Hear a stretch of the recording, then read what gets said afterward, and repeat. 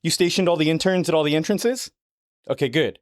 Good. The moment Vinny shows up in the parking lot, I want to know about it, okay? Nothing gets past those interns. Hi, I'm Gruffus. Welcome to Puppet Tabletop, and today we're going to be taking a look at our top 10 favorite games. No, well, I expect them to fight him. It's implied when they took the internship that they would have to go to Mortal Kombat on behalf of their boss. They should know that. They signed the contract.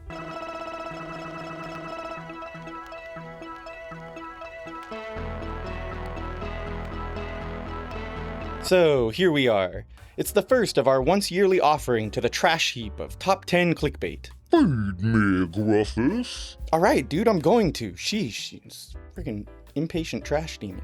Anyways, one quick caveat before I sell out and start this top 10 list. These are our favorite games. And that might be because we love them mechanically, but it also might just be that we have great memories with the game. So in the famous words of Date Masamune, Daddy, chill. This is just like my opinion, man. With that out of the way, let's get into it.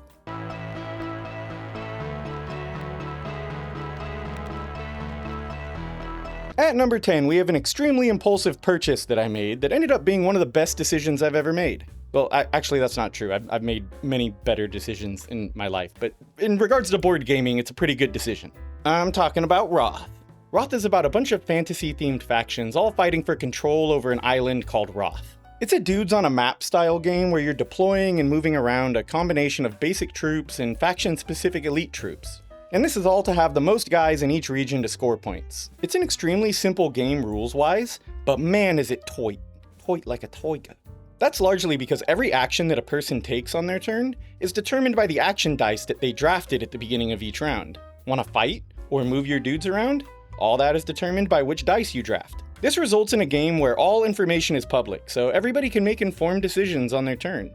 But because you're limited by the action dice and the special abilities on your faction board, it somehow manages to avoid the analysis paralysis hell that a lot of public information-based board games tend to fall into. And it's so beautiful.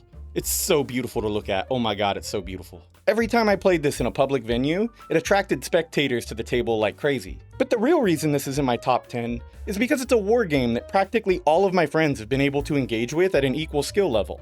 Every game typically ends up neck and neck, and during the game, every single player has one of those, "Oh snap, I can't believe you just did that," kind of moments, and it's really satisfying. It condenses everything that I love about dudes on a map games into a beautiful and easy to grasp package.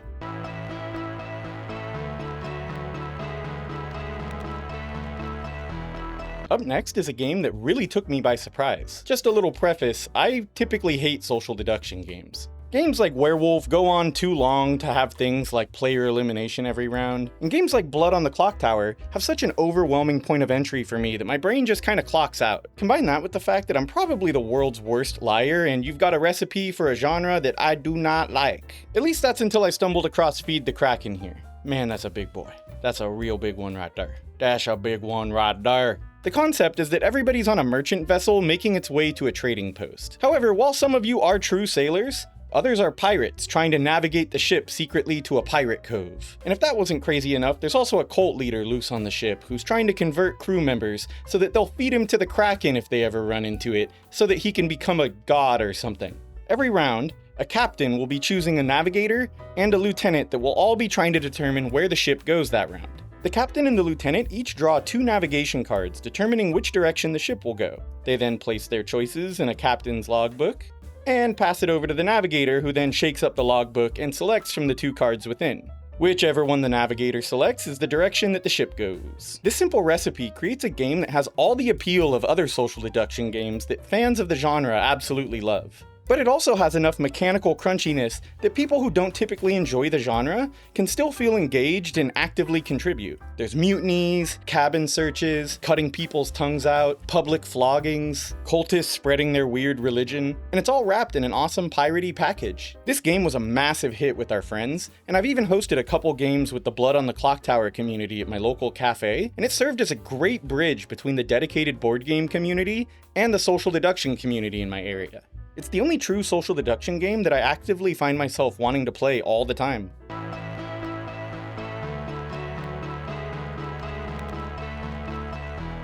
Number 8 is a relatively new game in my collection. I'm talking about The Lord of the Rings: Fate of the Fellowship. This game is the pandemic system at its absolute peak. You play as the various heroes in The Lord of the Rings, all trying to accomplish quests, while sneaking Frodo and Sam into Mordor and trying to destroy the One Ring. And while there are a lot of board games out there that try to channel this IP, none of them have really stuck the landing in my opinion. Except this one.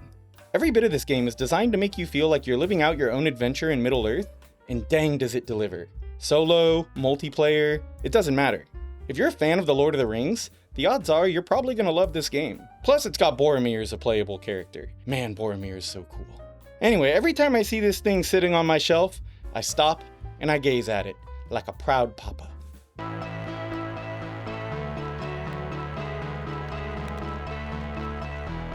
Next up is a game that, well, unfortunately it's gone out of print recently. That being said, I do see it on occasion in the discount section of many of the board game stores in my area, and I'm sure you can still probably find it online. That game is Imperial Settlers. In Imperial Settlers, you'll be building out the lands of a historical empire, trying to create an engine that turns into a wombo combo of point-scoring excellence. It's one of those games where at the beginning of each game, you're going to be taking these cute little turns that are short and simple. But by the end of the game, you're going to be comboing actions on your turn like some sweatlord TCG player. And it feels so good.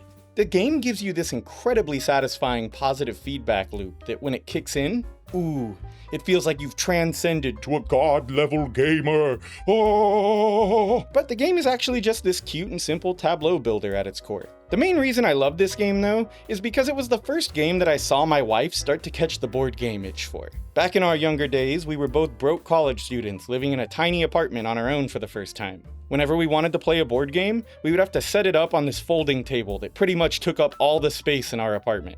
And once we played the game, we both had so much fun with it that we left it set up on that folding table for weeks. We played it every night, but because we left it set up on that table, we used to have to crawl over our couch and shimmy around the table just to get around the apartment, and it just felt so worth it. Every time we played it, we just had so much fun. As the hobby has evolved though, there are games that do similar things better than Imperial Settlers, but this game was a turning point in the hobby for both me and my wife.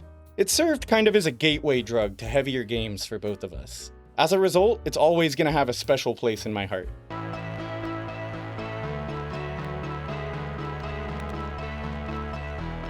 Now, this next one is going to be a bit controversial to some of you. It's Dune Imperium, original flavor that is. Given that this game is both based on and has art inspired by the films, I didn't think that this game was going to be as good as it was. But oh, I was so wrong. I was so wrong. Holy crap, this game is so good. I just love it. The game has you playing as one of the famous characters from the Dune setting, fighting for control of Arrakis. You'll be deck building, placing workers, and spending resources to build out your fighting forces so that you can score points and gain control over regions, make alliances with the various factions in the setting, and be the first player to reach 10 victory points. It's got everything that you love about deck building, worker placement, and resource management blended together in a practically seamless package. The reason I think this is controversial is because Dune Imperium was eventually replaced by Dune Imperium Uprising. Uprising is considered to be a superior game in every way, but it came out only 3 years after the original game. It really muddied the water with regards to the expansion releases, and making people that bought the original feel like they had an inferior version. It felt like a bit of an unnecessary and scummy addition in my opinion, so I don't really take Uprising into consideration when I think about Dune Imperium. So considering how revolutionary and wholly unique the original game was, and the impact it had on me after that first play, this is one of my favorite games of all time.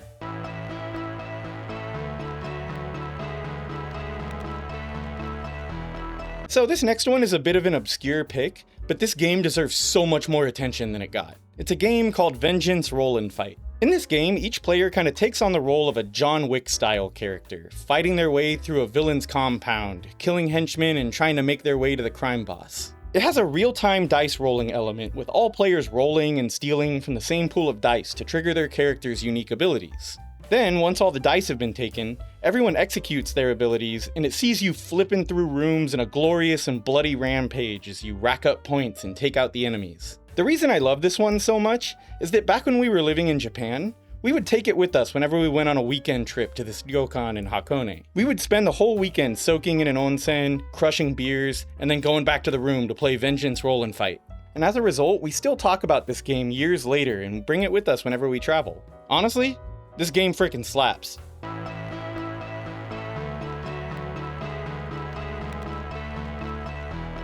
Number 4 is actually my pick, and for once me and Gruffus are on the same page on this one.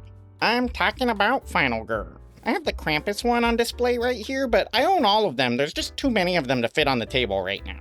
This is a solo-only game that we reviewed earlier on the channel, and holy moly, this game is good. You play as a female protagonist at the end of a horror movie, trying to defeat a killer before they can slay you. You'll be playing a hand management game where you're playing cards to take actions and rolling dice to determine the outcome. From the various items, to the locations, to the killers, every playthrough feels like you're having your very own horror movie. The modularity, the production value, the unique gameplay, it's all unlike anything any other solo game can give you. I primarily play solo games, and this is hands down the best solo game I've ever played. Even Gruffus loves it.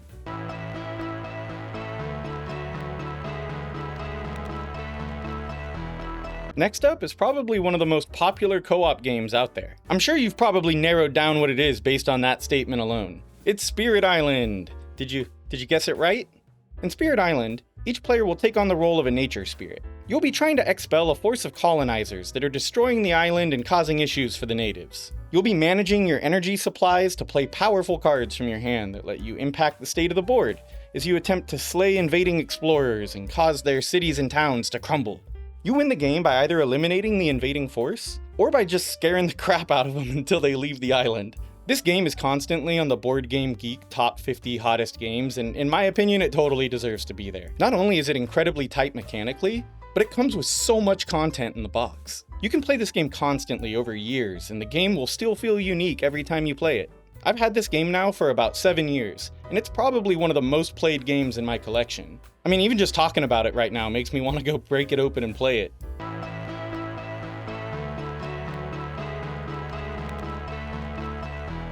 Now at number 2 is a game that's an incredibly personal pick to me. Not in the sense that it's like emotionally deep for me or anything, but in that I don't think most people would agree that this deserves to be in number 2. But for me, I don't know, it's in my number 2 game. It's Disney Villainous.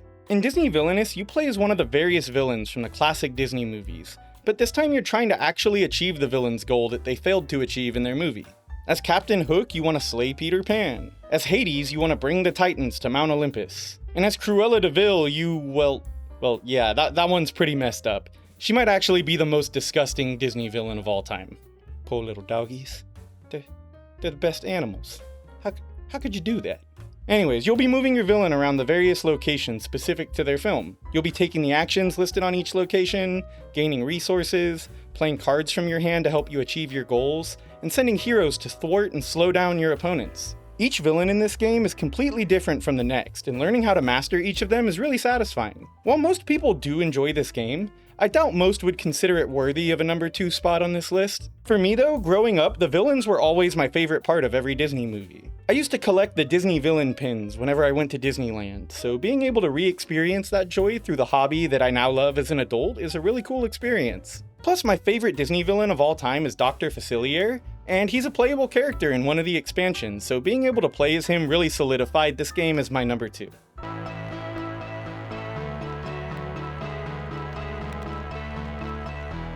I might be a board game addict, but I'm fortunate enough to have a whole support network of friends that are just as enthusiastic about the hobby as I am. And every single one of them has contributed to this channel by helping me play through and discuss the games that I've reviewed on this channel. So I figured I'd ask them to share 5 of their favorite games as honorable mentions. First up, we've got SETI. In this game, you play as the leader of a scientific institution looking for the existence of extraterrestrial life. The friend that chose this one loved the space exploration theme, the rotating solar system mechanic, and how every card can be used in multiple ways. They felt it was strategically deep, highly replayable, and rewarded careful long-term planning. This is one of the games that I really want to add to my own personal collection at some point just because it's so beautiful to look at. Alrighty, so up next we've got Arcs? Ugh, I'm never gonna escape this nightmare of a game, am I? Oh wait, it's Arcs with the Blighted Reach expansion? Okay, yeah, no, that's not as bad. Well, this friend chose Arcs, the Blighted Reach. It's a campaign expansion for the base Arcs game, a game about opposing factions vying for dominance in space. The expansion adds new objectives and choices that can impact each game across a short little mini-campaign. In my friend's opinion, it took an already great base game and transformed it into something unforgettable to them. The evolving story and unique player lore made it one of the best gaming experiences they've ever had. Now, if you've been watching my channel for a while now, you know that I am not a fan of arcs, like at all.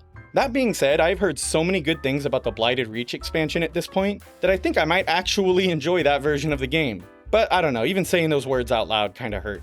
Next, another friend went with Galaxy Trucker. This is a game with real-time elements where you and your friends are building spaceships out of mismatched parts and watching them all fall apart. They chose this because they felt it captured a feeling of building something ambitious and then watching it just hilariously crumble. It's chaotic, lighthearted, and one of the few games that they play purely for fun and not just to win. Now, me personally, I've only played Galaxy Truckers once, and I'm pretty sure I got the rules wrong, so I didn't really have a great time with it, but I am open to trying it again, so hopefully I'll get a chance to play it soon. My next friend picked Agricola. This is a game about building a farmstead and trying to get victory points. They chose this game because they love worker placement games, and every placement in Agricola is really impactful while also feeling kinda brutal. To them, it gives off a similar feel to Dune Imperium in some aspects. Now, this game is a classic for a reason, and I'm absolutely ashamed to admit this, but I've never played Agricola. I don't know how, but the opportunity just never presented itself, so I've yet to try it.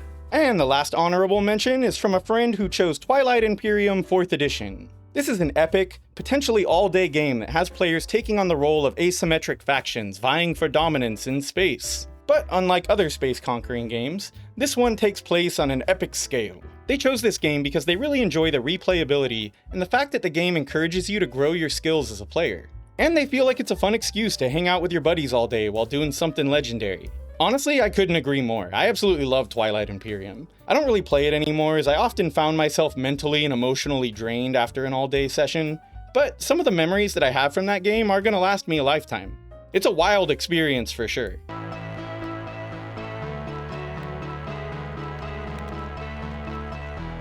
Alright, here we go. Number 1. To those of you that are in the channel Discord, you probably already know what's coming up, but for those of you that don't, it's a pretty new game that absolutely blew my socks off.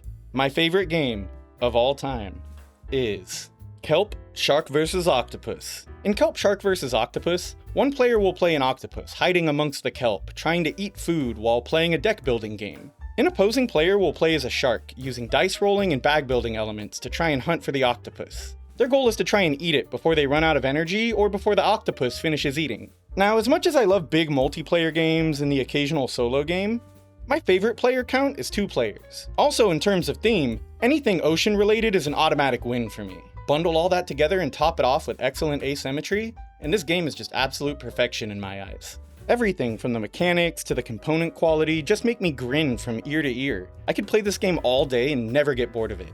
It's just an absolute masterpiece.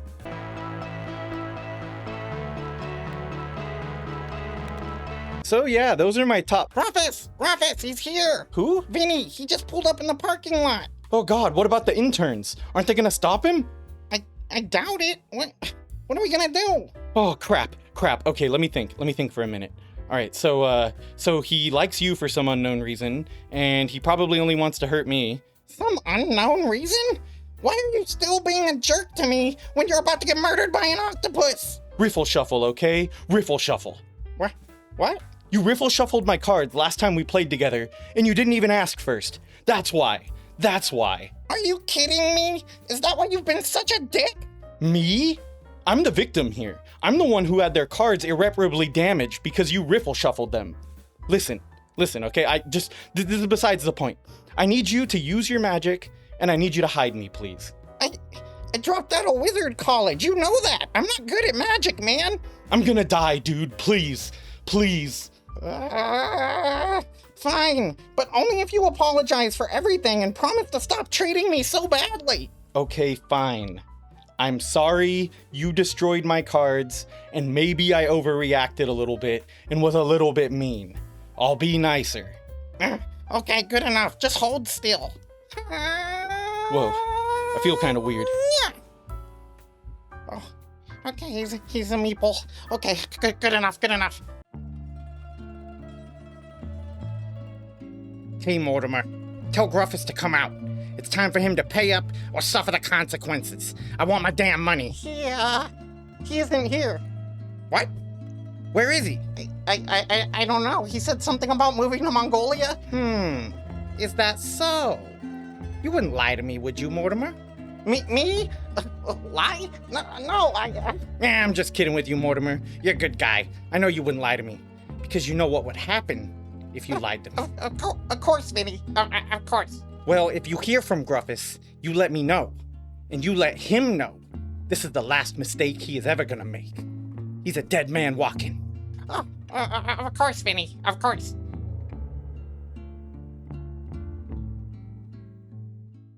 Okay, all right. That was close. All right, time to turn you back.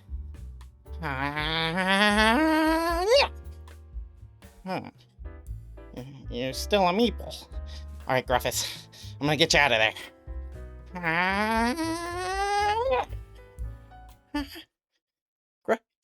What the? Gruffus? Gruffus? Oh no, it's not working. What? Where am I? What? Mortimer? Mortimer? Okay, you can bring me back now. I don't know what happened. Mortimer, dude, this isn't funny, man. Mortimer.